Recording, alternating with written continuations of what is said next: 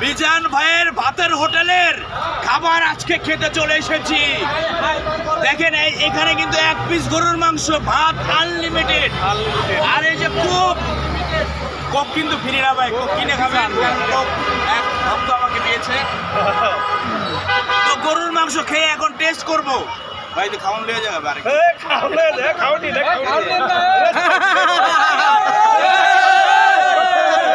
খাবার পরিবর্তন হয়েছে। হ্যাঁ, এখন আমরা গরুর মাংস খেয়ে দেখবো আসলে আজকে এই যে শুক্রবারে অনেকে বলে যে মিজান ভাইয়ের খাবার নাকি আগের মতো হচ্ছে না, খাবারের মান নাকি কমে গেছে।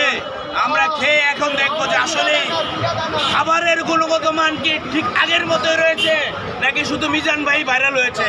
খেয়ে দেখবো। বিসমিল্লাহ। সবাই খেয়ে দেখে ভাই কেমন লাগছে? কেমন লাগছে ভাই?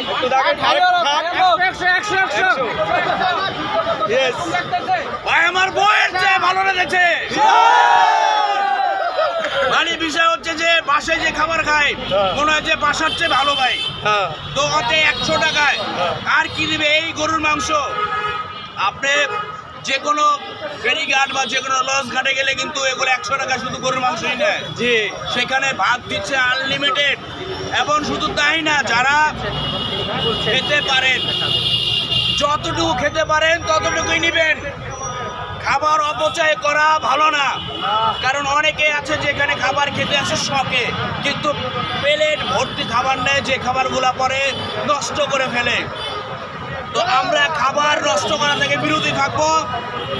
আর অবশ্যই যারা এই খাবার নিয়ে যারা উল্টাপাল্টা কথা বলেন তাদের সাবধান করে দিচ্ছি।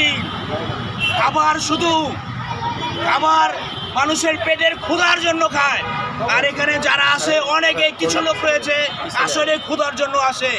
শুধু মিজান ভাইয়ের দোকানের বদনাম করবেন না। আর এটা কিন্তু ফ্রি সাইড, এটা ফ্রি না ভক্ত দিয়েছে ভাইকে। যাদের সামর্থ্য রয়েছে